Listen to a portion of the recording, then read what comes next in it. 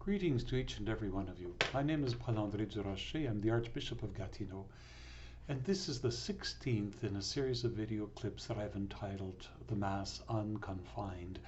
In this segment, I would like to look at the first reading that opens the liturgy of the Word. The first reading, particularly on Sundays or on major feast days, because there's a difference between Sundays and weekdays. On weekdays, before the Gospel, we only proclaim one text from either the Old Testament or the New Testament. On Sundays, we proclaim two texts. So we'll look at the first of these two texts, which is always taken from the Old Testament, except during the Easter season when we take it from the book of the Acts of the Apostles. So this first reading is taken from the Old Testament, the Jewish scriptures, because that's what the Old Testament is. It is made up of three main sections, which we call in the Catholic tradition the Pentateuch, the first 5 books. The Jews call that the law or the Torah. In a more limited sense, the Torah. It also contains the writings of the prophets, and then it contains other writings which often are connected to the wisdom tradition in ancient Israel.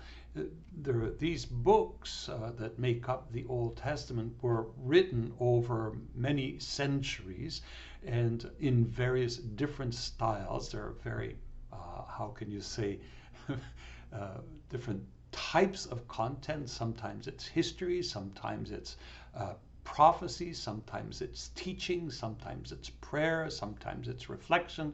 So many different genres, literary genres we call them.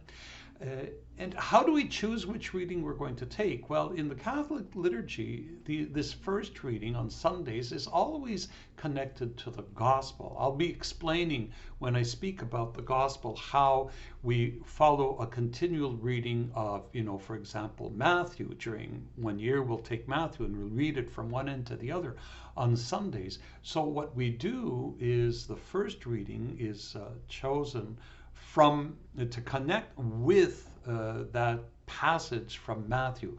For example, if Jesus is talking about riches and poverty, the first reading might be a text from the book of Proverbs on riches and poverty.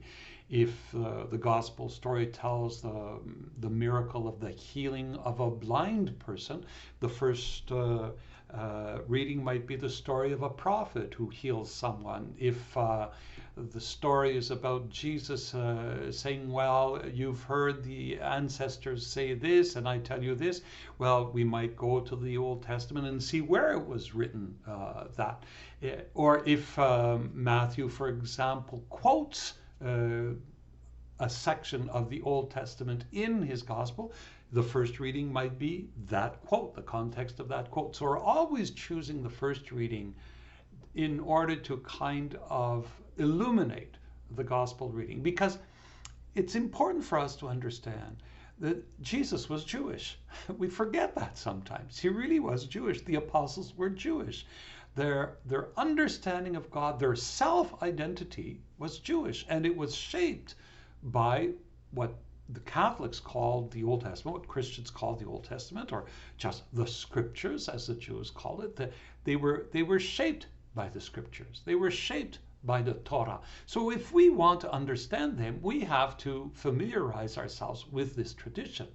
And the covenant that Jesus establishes between God and us is the continuation and an outgrowth of the covenant that God established with the Jews under Moses. The covenant of Sinai is the covenant that Jesus renews in his sacrificial death and in the glory of his resurrection. So we cannot understand what Jesus is about unless we understand these scriptures, so that our roots, our spiritual roots, are Semitic, our spiritual roots are Jewish. And so the liturgy invites us to reconnect with those spiritual roots, with the traditions that give rise to our faith and give meaning to our faith.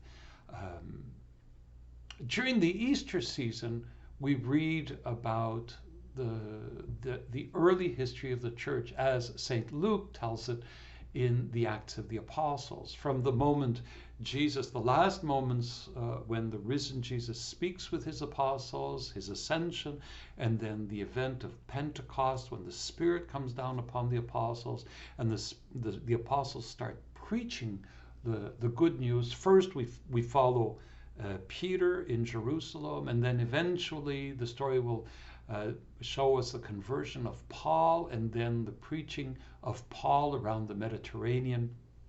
And that is, you could say, the founding history of the church as a community. It speaks to a number of aspects of our lives as Christians today and helps us to connect with those beginnings of the early church.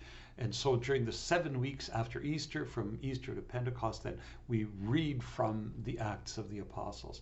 So these first readings really help us to connect with our roots. It helps us forge our identity. And in that sense, it's important for us to really delve into those texts, not see them as kind of abstruse, unimportant, that only the gospel is really important. No, these texts, we can't understand the gospel unless we understand these texts. It's important for us, for example, to familiarize ourselves with the history of the Jewish people, at least as it is told in these books. From the patriarchs, Abraham, Isaac, and Jacob, through enslavement in Egypt, the liberation of the Exodus under the leadership of Moses, the first covenants at Sinai with the giving of the law, the Torah, and then the establishment of the people in the promised land, the establishment of the monarchy under Saul and then David and Solomon, the building of the first temple and the temple cult, and the ups and downs of the history until the tragedy of the exile when Jerusalem was conquered by foreign enemies and the people were dispersed throughout the Mediterranean and the Middle East. And ultimately the return from exile of some of the families and the rebuilding of a second temple and the preaching of the prophets through all that and the writing of the wisdom of the wise men and women of that time.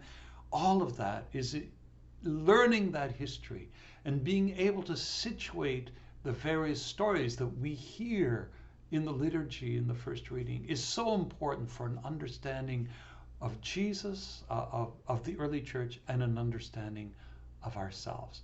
And so I invite each and every one of us to pay attention, to really be careful as we listen, full of care, caring in the good sense of the word, as we listen to the proclamation of these old texts, because they are our texts and they speak of us.